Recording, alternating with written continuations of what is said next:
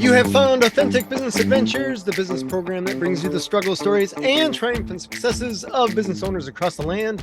Downloadable audio episodes can be found in the podcast link found at drawincustomers.com. We are locally underwritten by the Bank of Sun Prairie. My name is James Kademan, entrepreneur, author, speaker, and helpful coach to small business owners across the country. And today we're welcoming / preparing to learn from Scott McGohan of McGohan Brabender. But I am excited to talk to Scott because we're talking about company culture, which is something that I didn't even know was a thing until I got employees. So Scott, why don't you tell us, let's just start with what is McGohan Brabender, and then we can dive into company culture. Yeah, well, hey, thanks for having me. I really appreciate it. We represent about 1,500 employers. So what we really do is actually help employers make decisions in regards to their benefit structure, their health plans, disability, dental, and help them orchestrate those financially, communicate those to the workforce strategically, and then reach back and service those employers and those employees along the way. So about 100,000 employees that we represent inside of our customers, roughly about, maybe I say 250,000 belly buttons, moms, dads, kids, families, and about $1.5 billion of healthcare spend. And we love what we do. All right. How did you get into that? You know, my dad started in 1972. Whoa. Okay. That's a while ago. Yeah. He started in 1972. I started here. I think I was the sixth employee in 1988. Today, we probably have roughly between two companies, close to 500 people and 5 different offices. And wow. All right. And are you in charge of all that? I went from a CEO role. That changed in September. We've transitioned our leadership team to a new CEO and a new president. Okay. And then we actually sold our company to our employees right in the middle of COVID. So we are an Esop, employee-owned company. Wow. So was the planning for that pre-pandemic, or was that during the pandemic? I think it was really the whole thing around, obviously, private equity's coming at us, public companies were coming at us, and we probably could have sold for a lot, had a cool beach house and all kinds of stuff like that. But, I've been around long enough to know what happens, and there's nothing wrong. I mean, capitalism is wonderful in this world. That's why we have it. But what we really cared about is each community, our workforce, and we knew the ESOP was probably had the most virtue inside of that decision. Okay. To keep jobs locally and keep our organization local. And so it was really around a position to be fiercely independent. Oh, interesting. Okay. And we've had that posture, well, since the inception. So the ESOP thing, I guess let's just go down that rabbit hole a little bit, because that's always been intriguing to me. I have a buddy of mine that used to work at a place that has ESOP, and they've been that way for a long time. It was a grocery store, or is a grocery store. And there were baggers, grocery tellers and stuff like that they became millionaires because they stayed working that long, and the business grew really big from just a few grocery stores. So it's interesting to me, like, whoa, that's a thing. Yeah. So it's interesting. So can you tell me more about that? I guess why you chose that road and how big of a deal or how challenging it was to put that together? It's tough. It's only for the right kind of people, because it is a long process, legally, structurally, those sorts of things. But, we also, one of the things that we really wanted to do, and it was kind of an edict from my dad, is that he never wanted an employee have to come in and ever borrow money to get a plane ticket to go see their kids. Oh, we always had this position that we would match our 401k up to 6%. Always have, always will. And then the ESOP is really, it's probably like just a stack on top of a retirement plan. So every year employees are given shares of the company. They don't have to buy them. They're actually given to them. okay. And then when you leave here, you leave with your 401k savings, you leave with your ESOP shares, and and hopefully at the end of the day, we have folks here that are here 20, 30 years and retire very, very comfortably. All right. So tell me about an employee that comes on. Is there a minimum length of time before they join the ESOP? And then if they leave, what do they do with the shares? Who do they sell them to? Yeah, there's like a vesting schedule. So, and every company's different. So, when we actually started it, everyone that actually was physically there in the room the day we announced it got shares, which was really cool. Okay. I had a new hire come up to me and she goes, I'm going to go call my mom and dad. I'm like, what are you going to tell them? And she said, I'm going to tell them I own a company. And I'm like, that's Ah, awesome. Go call your mom and dad. Tell them you own a company. But when you leave employment, then the ESOP actually buys those shares back for all this. right. And So how do they figure out value at that moment? every year there's an evaluation that's done by an outside entity. So a trustee manages that. And that trustee is really hired to protect the employees. Okay. Because you can imagine, I don't know, there's probably be some shenanigans if you had a bunch of business owners saying, hey, we're going to sell the company to the employees and we'll let them know what it's worth. And I'm not saying that, people are Right. manipulating, but there is an independent trustee that sits over the entire thing. And their job is solely to protect the employees of the organization. All right. So as I'm picturing this, you correct me if I'm wrong, but it sounds like every time you add an employee, that the total number of shares would then increase. Is that correct? Yeah. Yeah. Okay. Yep. So then if you take the total valuation of the company, each share, every time you add an employee, then goes down a little bit. Is that right? Yeah, there's a way to neutralize on that. It's almost like buying every year the stock, obviously the price changes. Hopefully it Hmm. goes up, and it has gone up Right. significantly. But because of the distribution of new shares, it would not mean that other owners would get suppressed because of that. Okay. Yeah, so All right. everyone's protected in that. Gotcha. Same case would be if someone sold a lot of shares. They're not suppressed by that financial liability of paying off those shares. Got it. Okay. Interesting. So how does that work from the company side? Because that means that you, the company, I guess I don't, the ESOP, would have to have somewhat of a piggy bank set aside so that if an employee leaves, that you can essentially buy them out Yeah, at yeah. So you're any building moment, up. kind of thing, right? Right. So you've got to build that up, build cash up over. And the government really, quite frankly, the government really incents ESOPs. Oh, they do. They do. And here's Okay. why. Social Interesting. Security is going to be bankrupt in, we believe, 2027. But you and That's I soon. are, you and I are probably old enough to know that we've heard those warnings before, right? Yeah, for decades. Yeah, for decades. But the thing with an ESOP, what the government sees is the fact that it's an extra layer of retirement income Okay. for Americans. And when Americans don't have retirement savings, unfortunately, they can rest on Social Security, but that isn't enough. Hmm. Then they have to pay for Medicare. And then, unfortunately, if they would dip below that, they go into Medicaid, which is also a government program. Hmm. So the government sees this as a vehicle to protect actually um, a layer, but before someone hits the safety net. So under an Oh, ESOP, interesting. there is no taxation of an organization. There's no federal taxes, none. Oh, So, interesting. so if you're a business, and let's just say you earn $1 million, if you're an S corp, you'd have to pay individual taxes on that based on the shareholders. Or if Hmm. you're a C corp, you'd have to pay federal taxes. So the government has said, look, we'll just defer all taxation on the entity, and then those dollars can be used to reinvest, fund the ESOP moving forward. So creatively, they've done a really nice job in making that available for organizations.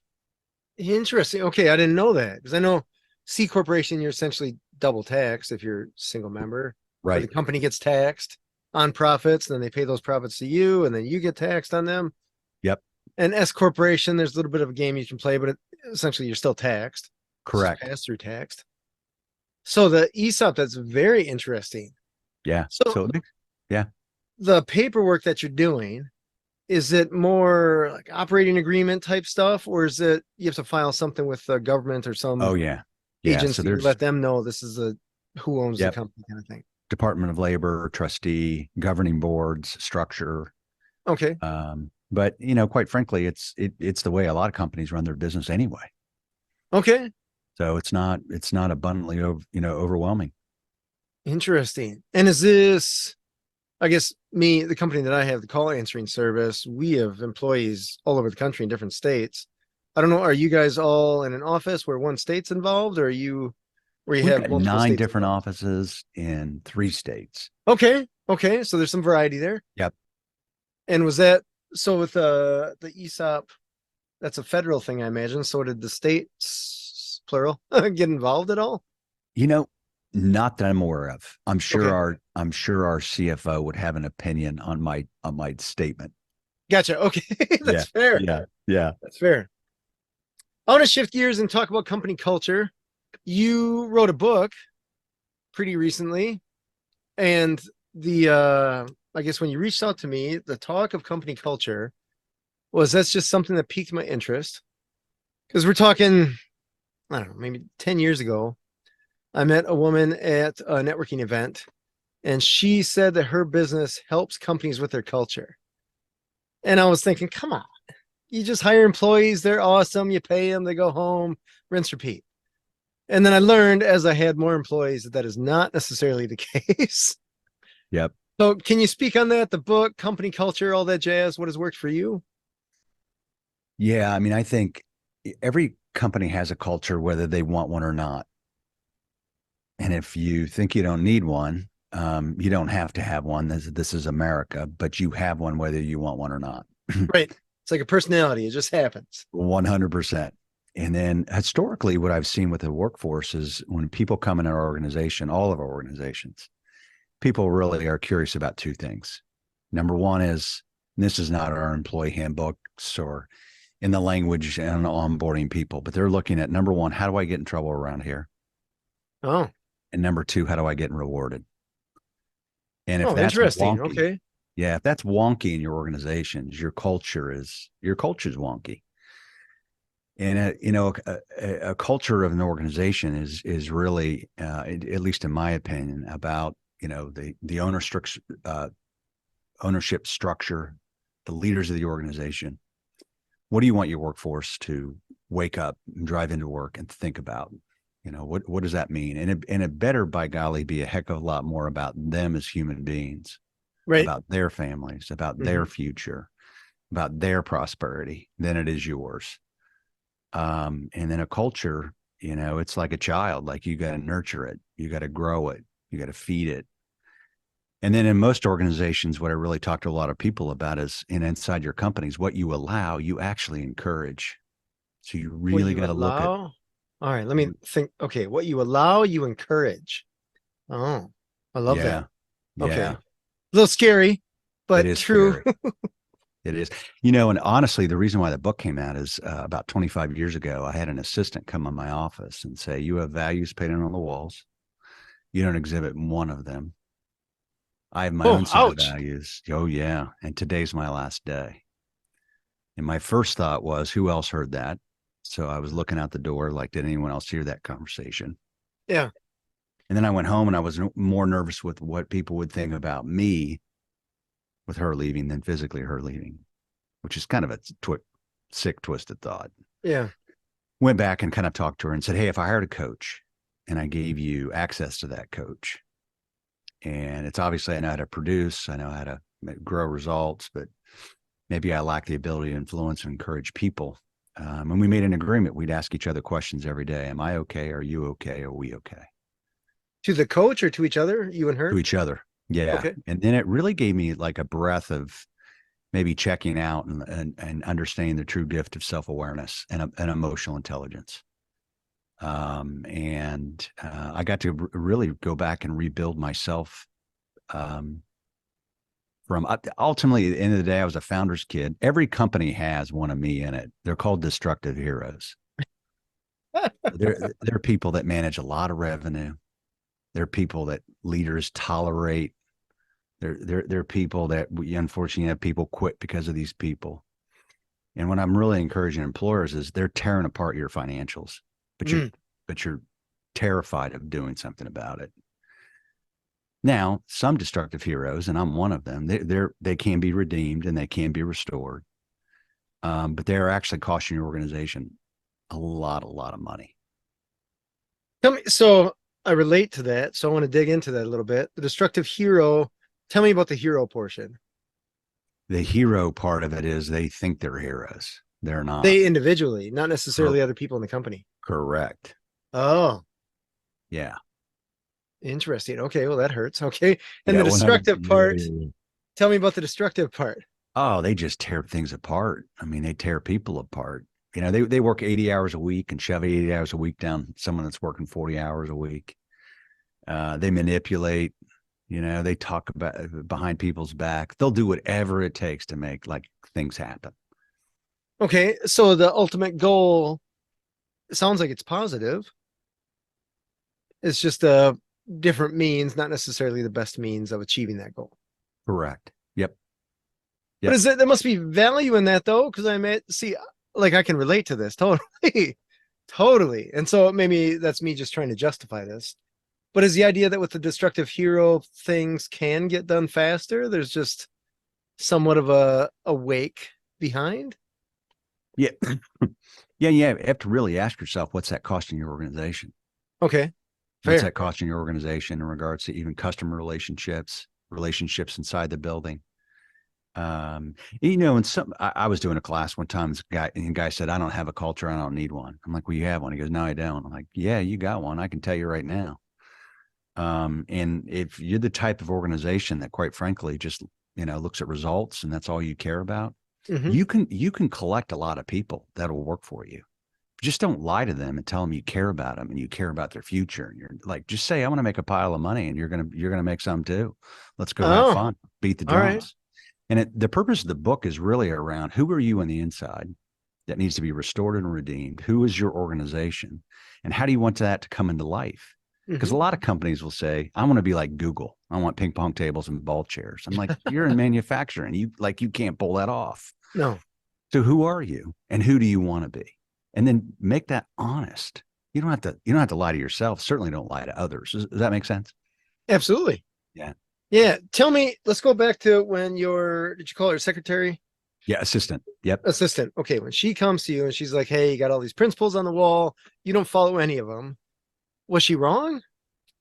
I asked my wife that. I was like, and my wife said, well, she's right. And I'm like, why didn't you ever Oh, tell me? And she said, well, I did, but you don't listen. And then I talked to my interesting. kids and they were little. We were talking 25 years ago. And Mhm. here's what I realized. Our kids aren't going to tell us the truth because if they do, they lose stuff like cell phones and car keys. I mean, you know, and then, so in the book, it really talks about who's your truth teller inside your organization. Victoria retired from here last year after 25 years. And I got to, we have a victory card in our building. We wheel people around when we celebrate big events. I got to wheel her to the front seat of her car, give her a big hug. So she was my truth teller. All right. So at that day when she was ready to walk, Yep. you made it like, okay, let's just make a plan. And she was Yep. willing to give you a Yeah. chance, which is incredible. Yep. And stayed 25 years. All right. So Yeah. let me ask you, when you said like, hey, there's a plan, let's fix this kind of thing.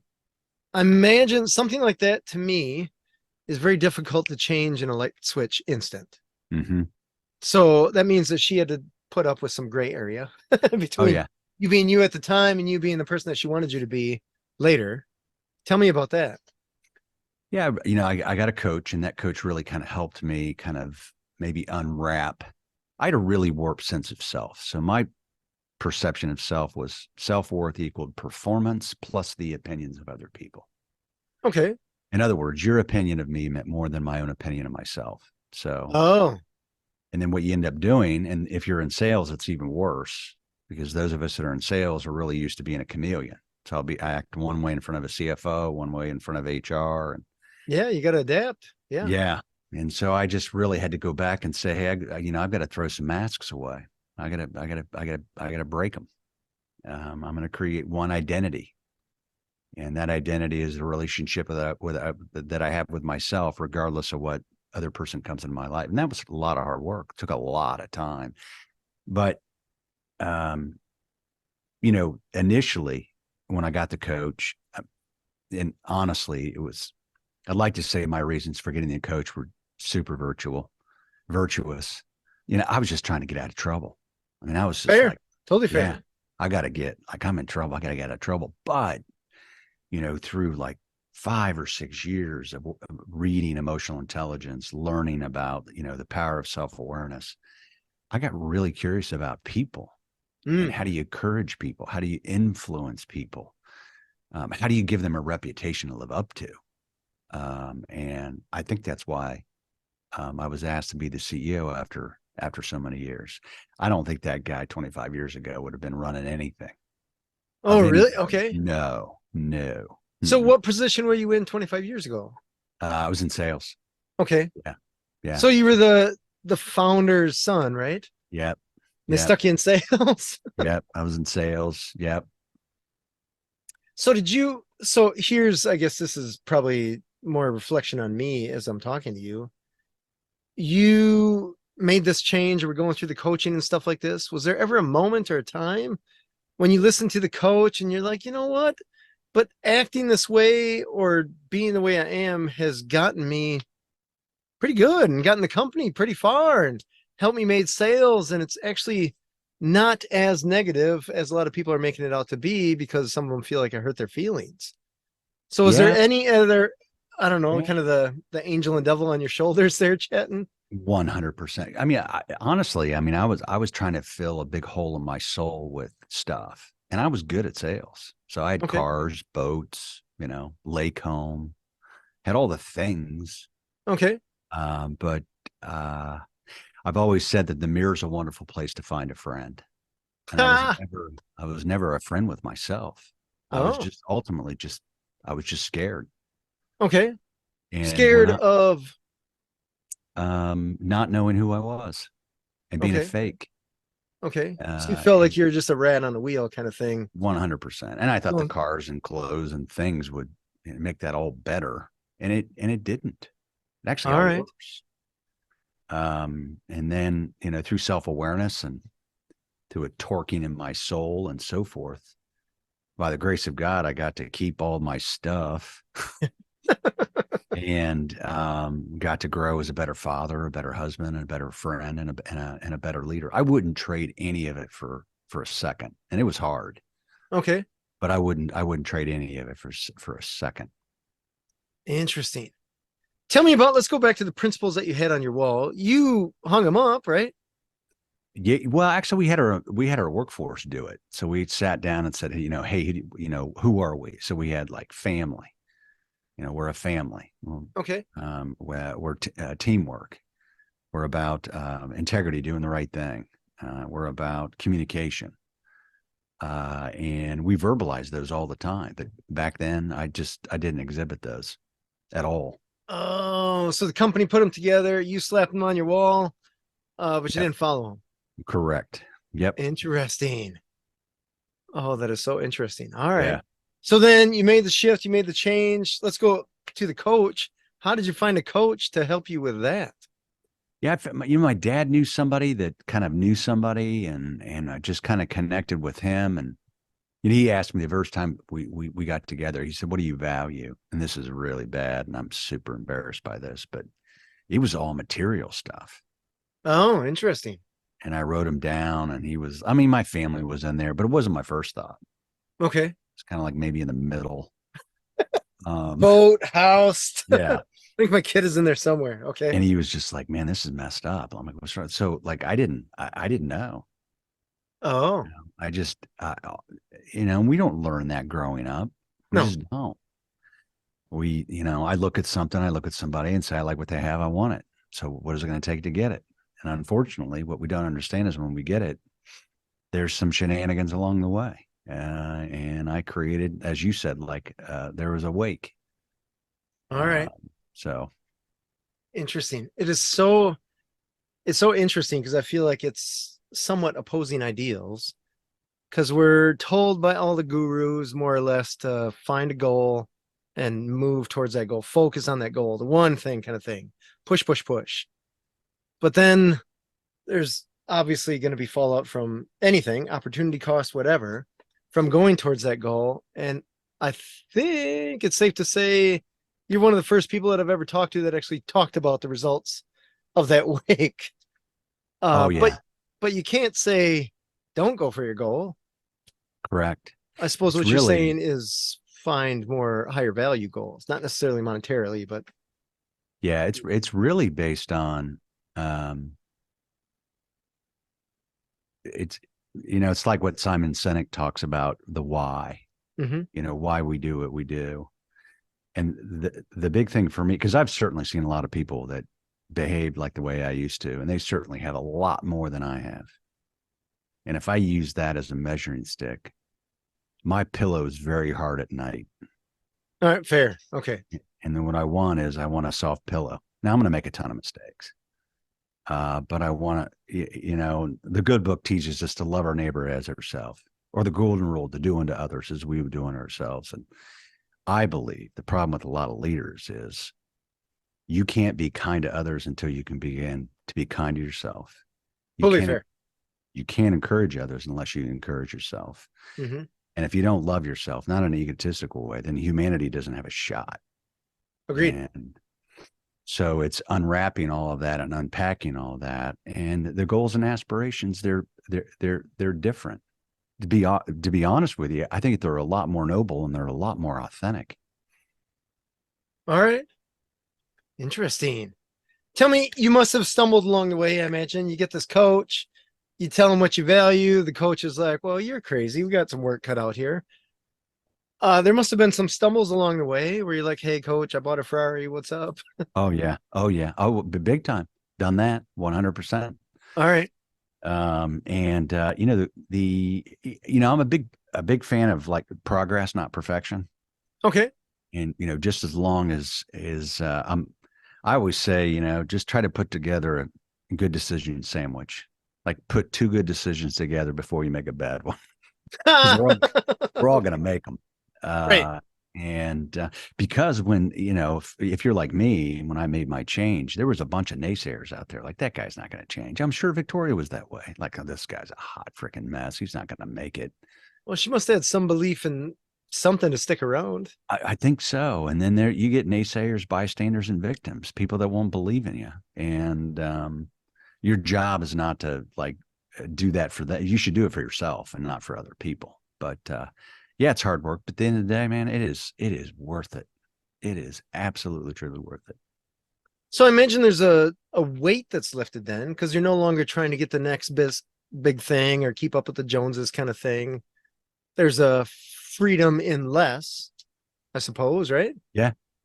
And then what's even uncanny is success comes faster and Oh, higher all uh, right.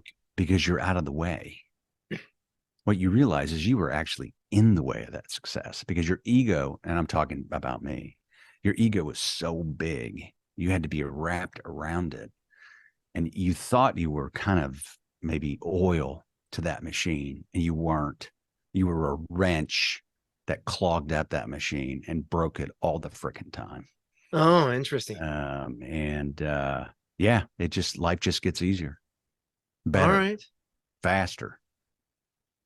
So after you make this change, Victoria sticks around. Were there other people, other employees, or even your wife, kids, whatever, that came to you and said, hey, I noticed the change for the better?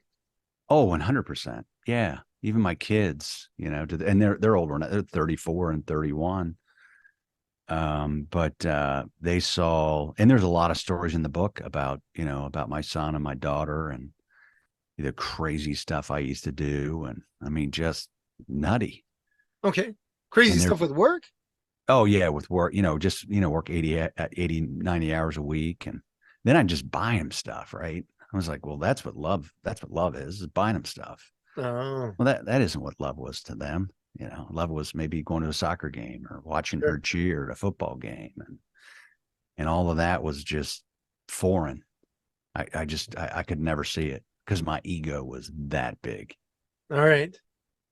So I guess I talk a little bit about in one of my books, the Noctility, no one can do it like I do it, where you get a little bit of ego, where people, I mean, business owners, this is a thing. There has to be some form of ego, I imagine, with just about any business owner, because you're going out there saying that you can do a better job than just getting a job. So I imagine you have this feeling that no one can do this like I can do it. So I'm the one that has to do it. But then there's only 24 hours in a day, and you have to, in order to do it, you have to take that time. which means that that's taking away from time with your kids. You're not Right. at the soccer game because you're busting tail at work. For the better or not, I guess could be Yeah. argued Yeah. either Yeah. way. Yep. All right. Tell me, so over the course of time, as you get this coach, how does the company do? You know, um, I mean, the company, and it probably begins on like my dad's investment philosophy is, hey, we're not going to invest in each other. We're going to invest in our customers. So they Oh, need resources. We're going to buy them. We need more employees to help them. That's what we're going to do. And that was a really good position for us to be in is, hey, our shareholders are our customers.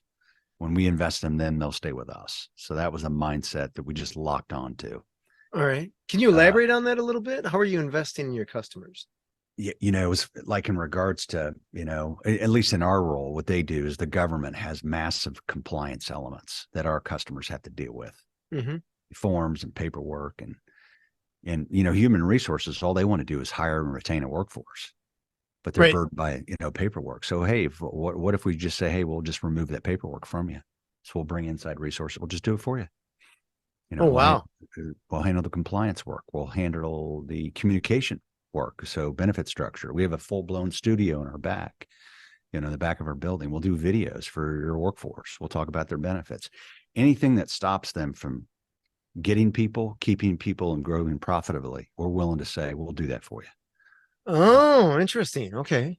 And the competition doesn't have that mindset. So it's like, well, do you do this, this, and that? And they're like, no, we don't do that. And it's like, well, then that's it. So it's worked for 50 years. We'll keep doing it. Yeah, that is fascinating right there. Because I with people all over the country, there are every time I open the mailbox, there's a pile of paper from different states and stuff like that.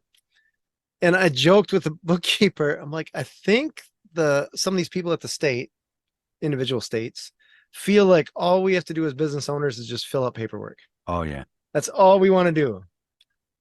Because I feel like this could be done simpler. One, I shouldn't have to go to the mailbox. I should go to my email inbox, but Right. many states insist on mail, which that alone is clunky. And it's just this huge, just I guess constant annoyance of paperwork, just this barrage. So I could see how that would be a huge benefit. Because I end up having to hire a bookkeeper and just say, take this pile of paper and just do what needs to be done. It's tough. Oh, you're muted for a second. HR they wear like 10 hats. Yeah. And even what we do, they don't even want to do that. Oh, wow. Okay. There's other things they'd rather be doing. So like, well, we'll say, hey, what do you love to do? Imagine if you will. Imagine if you didn't have to do this part of your job, what else would you do? And Mm. like, I'd go recruit. I was like, well, great. Then let us just take that part of your job from you. We'll do it. So you can go do it. You can go do and do what you love. Mm-hmm. And sometimes that works out really well. And, maybe sometimes not so well. We're not perfect. Sure. No company is. No person Yeah. is. Yeah. Fair. Totally fair. Tell me about the book, just writing it. What was the inspiration for actually putting pen to paper or keys, fingers to keyboard? I Yeah. I guess had to like a get it really done. good friend of mine and we were just meeting for a long time. And as he was just kind of thinking about, hey, what's next in his life and um, what does purpose look like? And then Mm-hmm. after we met, probably 3 or 4, he goes, "You should write a book." I'm like, I can't sit still for 10 minutes. What are you talking about? And I've said life's a wonderful teacher, and she rarely gets an apple on her desk. So the book is really around where I've made a lot of mistakes in my life and what that's taught me. I've heard a lot of, and I don't want to pick on academia, but I've heard a lot of people talk about culture and organizational structure. And in the back of my mind, where a lot of people, I'm like, have you ever done it? Because if you haven't done it, you probably shouldn't teach it. Now, Fair. Totally fair. I could get in trouble for saying that, but and the You're reason, not wrong. You're yeah, absolutely right. and the reason why I wrote it is because like I've done it. I moved from 7 employees to 500 people. I've gone through some massive structural changes.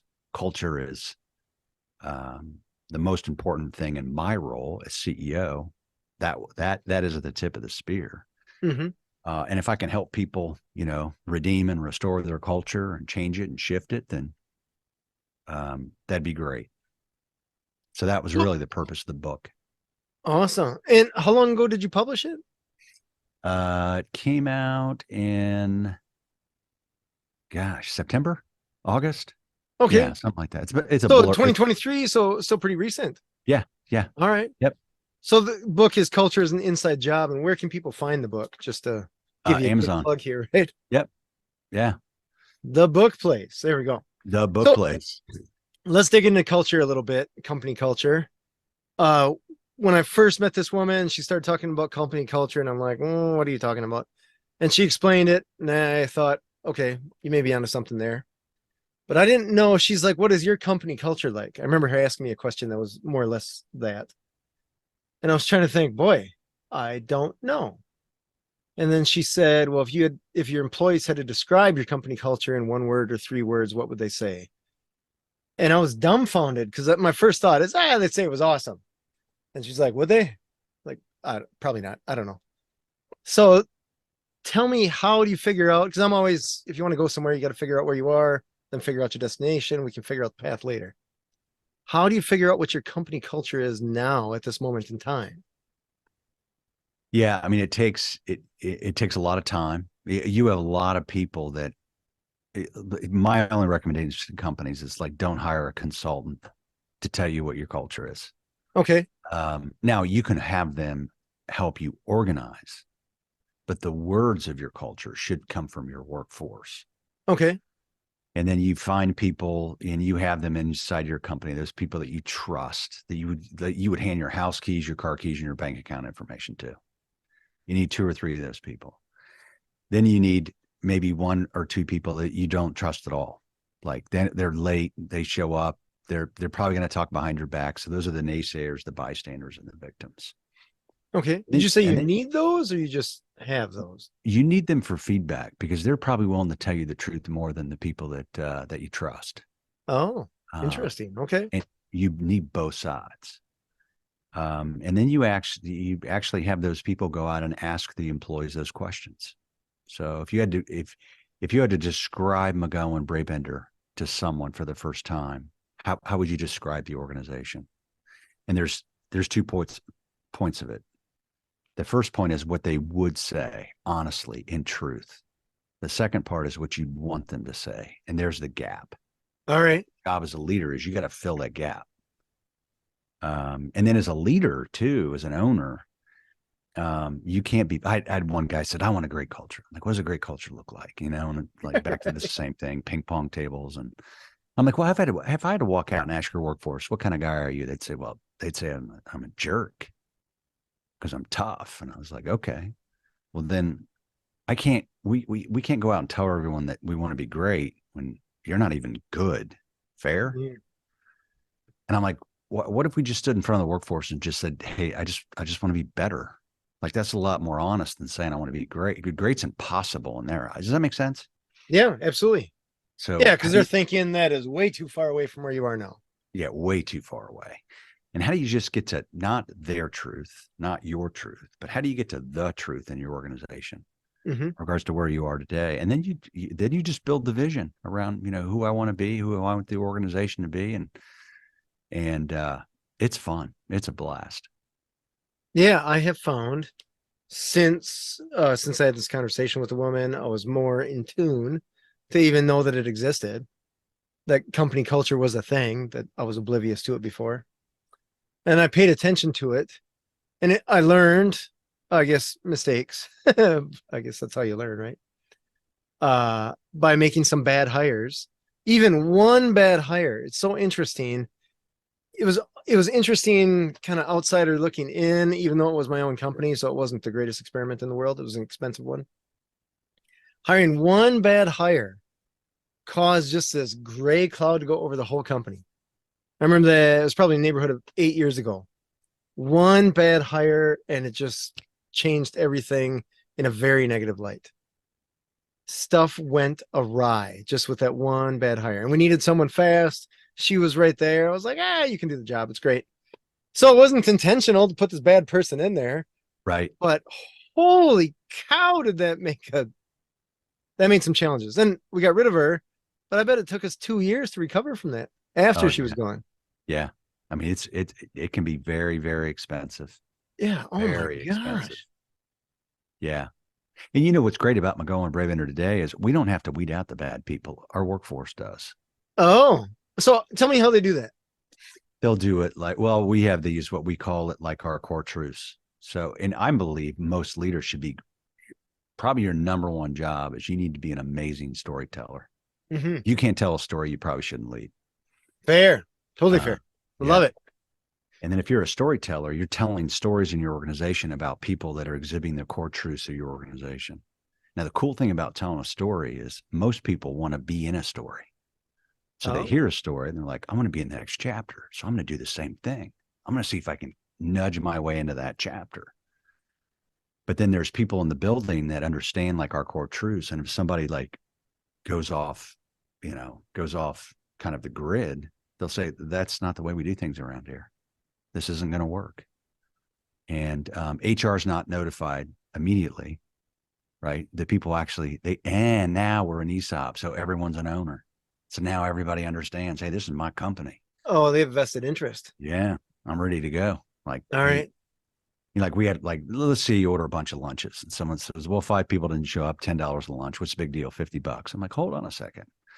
You know what it costs to make $50? It's not 50. They'll go $50. I'm like, no, no, no, no. It doesn't. No, no, no, no, no, No, no, no, no, no, no, no, no, no. no, no. That's what the ad executives would like you to believe, right? Yeah. I mean, so if you make 10% margin, you got to make $500 to pay the $50. What? I'm like, oh yeah, you do that math every day. You just do it differently. Gas station, grocery store. Like a business is just like a human being, behaves the same way. And you get people that understand that. They'll do really brave, great things. Interesting. I love it. That is pretty clever. So now you've come to the point where you're essentially a step or two away from retirement, and you look back at all that you've accomplished over the years. Tell me, what is the thing that stands out that you're most proud of? Golly. I mean, obviously, I've been married 36 years, so my wife's my best friend. Wow, congrats on that. Yeah. I That's got a impressive. yeah, 34-year-old daughter, two grandkids. We should have had them first on this planet. This planet would be really nice if we had grandkids first. 31-year-old son, he's a filmmaker. So probably gratefully today that my answer would be more around what I have in regards to my relationships. Okay. But, probably in 2010, when the Affordable Care Act was passed, when the government basically said, hey, I think we want your job. What are we going to do next? Is retooling this organization, tearing it down, Oh, tearing it down to the nubs and just say, hey, okay. we're gonna start all over. And who are we gonna be? With no plan, no strategy, no book, no manual, no podcast to listen to, Right. right? Let's Yeah, just 2010 was a different time. yeah, we're just gonna get mulch underneath our fingernails and we're gonna restore it. And we were brave enough to do it and we never looked back and it just took off like a rocket. So tell me about that. I guess what part of the business did that go after? Because are you guys, I imagine you go through or work with insurance companies, or We I guess do. tell me about the foundation there. Yeah, and I think that even, when the Affordable Care Act was passed, everybody that did what we did, like an insurance broker, the perception was the government's just going to take that over. So we're going to have Medicare for all. We're not Oh, going to gotcha. do Okay. this. And then our mindset was, yeah, we could run scared. And trust me, there are days when I wanted to. Oh, I get it. Or we could say our customers are going to need us now more than ever because of what you said is the fact that the government doesn't do a great job of taking care of business. They No. just shove more paperwork down our throats Hmm. and we knew if even if the government did that, our customers would need our help. So how can we help them? How do we help them? And we knew if we help them, our revenue, it would be okay. Yeah. Like we'd be okay. We'd be Hmm. okay. People would pay us for that. They'd take care of us. There'd be confidence inside of that. And I don't think it was immature. I think it was brave and it was fun. I don't want to go back to those days, but Right. it was fun. Starting all over was fun. So tell me about that time in relation to when Victoria came to you. Was that before or after? Oh, Victoria came to me 22 years ago. Okay. So the Affordable Care Act was passed in 2010. So that was what, Okay. 10 13 years years ago? after. Okay. Yeah, 10 years Got it. after. Yep. Okay. So that was like my first year as CEO. That was my number one job is the government's going to take over a business. So good luck, retool this place. And So is that one of those where you get that email and you're like, wait, what am I reading? yeah, what am I doing? I don't want to do this right now. But we had a lot of fun, a lot of Okay. help. Yeah. So, and I imagine some of your employees were scared when they see Big that. time. Yeah. I remember I wrote the email to the workforce that night, March of 2010, is Wow. many of you are probably nervous whether we're going to have a job or not. And I'm telling you, if we take care of our customers and we care about each other, we're going to be fine. Yeah. It will be different. And a culture, like its number one job is to adapt to change. That is it. That's it. That's what Darwin said, right? Not the Yeah. strongest, nor the smartest, those Yeah. who can adapt best to change. I mean, like one of our values to be family, right? So I'm in this meeting, me with this new hire, and I said, "Well, we're about family." And she kind of like her head like twitched, and I go, "What's that all about?" She goes, "Oh, I'm sorry." I'm like, "No, no, no, no, no, no. You twitched for a reason. Like I want to, like, what's that all about?" Mm-hmm. And she said, "Well, to be honest with you, I have a family, and I don't want another one." I go, "Oh, okay, that's helpful." She goes, "What do you mean?" I'm like, "I think we need to be more specific." She goes, "That would be helpful." I'm like, "Hey, you taught me something today." So what I think of family, what you think of family, Captain Obvious just landed in the room, and your definition is different than mine. Sure. Fair. Totally fair. So in COVID, what we did is we took those 5 values and we threw them out the window Oh, and we restated all of them. We asked our generation, like our younger force, like what's important to you. So they came back with words like grit, bravery, courage, determinate, like contemporary language. Like one of our values was integrity. You should not have integrity as a company value. That's a table stake. You don't get to exist unless you have integrity. And if you do without it, then I don't want to know you.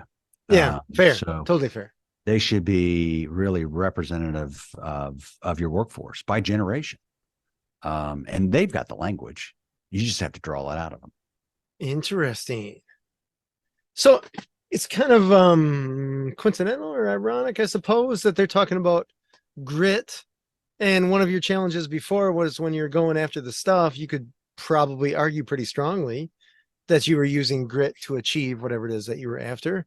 Right. So I imagine their, well, I guess you'll have to tell me, I guess, how is their definition different than that? Well, like our number one core truth is cultivating a culture of care. So caring about people. Oh, I okay. can have grit as long as I care. Okay. I'm going to care about the people around me. I'm going to care about the customer on the other end. I'm going to care about the entire PVC pipe of processes. Now I can have grit and not care. Okay. And that comes with consequences. But those Yeah. consequences breach our like code of ethics, our culture. Interesting. All right. Because then they see that and like, oh, you don't have our best interest in mind. Right. I have been told that's why I relate to this a lot. Is I've been told by people like it doesn't. They don't say that it doesn't seem like you care. They say you don't care. And in my mind, I'm like, I totally care because if I didn't care, Mm-hmm. no one would stay. So it's interesting how that perception from an employee or group of employees or even clients, vendors, when inside you feel like I'm pretty sure I care because I need to, versus their perception, I suppose, based on your actions. Maybe you didn't seem like you care. Maybe you didn't say that you cared. Yep. Changes their perception or alters their perception to not be in your favor. Even though you believe in the back of your mind, like, I feel like I'm doing the stuff, I'm paying you, all that Right. jazz. But Oh yeah. Yep. That can get yeah. wonky too. You know what? I heard someone tell me this in a meeting one time, and we do it all the time now, is when somebody would say something like that to me, I would say back to them, "You didn't say this, but this is what I heard." Oh, So imagine if we were in that conversation and okay. I would say, "You didn't say this, but what I heard is you don't think I care about you." All right. Now they'd say, "Oh, I didn't say that." I was okay. Well, then what did you say? Now there's a couple things that happen there is the truth normally starts to float to the surface. Okay. Right. And, or if you can have somebody completely backtrack, it's like, don't backtrack. Right. Right. Don't, You don't, said don't it, you backtrack. meant something. Big time. Don't put an icing on this because we all Mm-hmm. know what it tastes like. Just let's just talk about it. Mm-hmm. And it's that quest for the truth. What is the truth? That's super healthy. Um, I mean, I probably made 5 mistakes today. I'll probably make 5 more before I go to bed. Who knows? I mean, we all make them. Yeah, that's how you learn, right? Yeah. Yep. Yeah, I was joking with, well, semi-joking with an employee of mine this morning, and because we were getting inundated with problems, email was down, and just stupid stuff that happens. Every business, it's just stuff. And I'm like, if we didn't have problems, we would create them on our own just to keep the day exciting. So it's not a bad thing that we have these problems. These are just little challenges that we have to get over, move on with our life, and be happy when we lay down finally at the end of the day that we accomplished some stuff. We made the world a better place. That's our job. Oh, yeah. That's it. But if it was easy, everyone would do it. And if it was easy, I guess I don't see myself laying watching Netflix or something like that all day and then going to bed thinking I really accomplished a lot today. Oh, yeah. 100%. So you need those challenges to accomplish. Yeah, but there's a lot of leaders. You say that. There's a lot of leaders that are addicted to chaos. Oh, yeah. They don't know how to thrive unless it's messed up. And what happens is when everything's going really good, peace of mind is so foreign to them. And whether they know it or not, they will screw something up just to fix it because they know how to fix stuff. Does that make sense? Absolutely. And that's a warped sense. And I've seen it 100 times. Were the people aware? Were those leaders aware of that? No, completely. No. But no one has the courage to tell them. Like, they walk around and they'll meet with people. Like, when I walk around the building, I am called to be in relationships with the people, not in their role. So if I walked around and I saw them, why are you doing it that way? That's not the way we did it back in the day. And then I would explain to them how we did it back in the day. And then they would go back and doing it back in the day. And their manager would be like, why are you doing that? It's like, well, I was talking to Scott and this is the way he used to do it. That is so freaking destructive. Oh, it is just wonky and it is just really destructive. But I see a lot of leaders that'll want to be in someone's role. And that's not your job. Your job is to be in relationship with those people. It's the manager's job to be inside their role. Does that make sense? Absolutely. Yeah. Interesting. So we don't have a ton of time here, Scott. I want to leave people with some takeaways here. So let's just talk about small business when you're first starting out. What is something that a small business owner or manager, leader, I guess, depending upon their role, can look for to figure out or ask to figure out what their company culture is right now?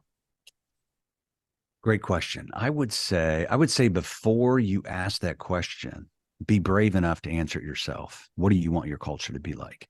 Oh. And be super brave about it. Don't be embarrassed about, well, people are going to think that's stupid or whatever. Be super brave about it. All right. Great point. And then you go back out and then you ask the questions in regards to, if you had to explain to a stranger what it's like to work here, what would you say? In complete transparency and honesty, what would you say? Oh, that is a phenomenal question. And then you would come back to, if you worked here and you met a stranger and someone said you work at McGohan Brabender, what would you want to tell them what it was like? And it's that gap. And you just start filling that gap. So you're asking the employees what they would like to say. Correct. Okay. They would say. All right. Versus what they would like to say. Interesting. That is incredible right there. That was worth it right there for all the listeners, right? There you go. Perfect. Cool. Well, Scott, I really appreciate you being on the show. Well, thanks for having me. Yeah. Tell me, where can people find you? If they want to get in touch with you or your company. Yeah, I'm on LinkedIn, I'm on Twitter, I'm on Instagram. My name is spelled McGohan, not WAN, and there's only like 10 HANs in the country. So Scott McGohan. Okay. And then at McGohan Brabender, or Scott McGohan at Gmail. And love to hear from people. Awesome. And then the book Culture is an Inside Job. Yep. That can be found on Amazon, you said?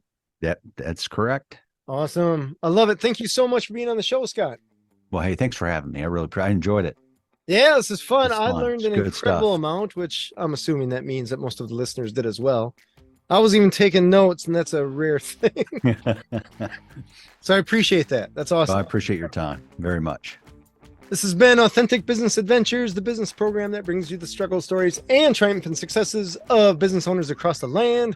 We're locally underwritten by the Bank of Sun Prairie. If you're listening or watching this on the web, if you could do us a huge favor, subscribe, give it the big old thumbs up, comment, and of course, most importantly, share it with all of your friends, especially those entrepreneurs that may have a company culture that isn't the greatest or could use a little nudge in the right direction. My name is James Cademan, and Authentic Business Adventures is brought to you by Calls on Call, offering call answering and reception services for service businesses across the country on the web at callsoncall.com. And of course, the Bold Business Book, book for the entrepreneur in all of us, available wherever fine books are sold. We'd like to thank you, our wonderful listeners, as well as our guest, Scott McGohan of McGohan Brabender. And Scott, tell me that book name one more time. Culture is an inside job. You can't go wrong with that. I love it. Past episodes can be found morning, noon, and night. The podcast link found at drawincustomers.com. Thank you for listening. We will see you next week. I want you to stay awesome. If you do nothing else, enjoy your business.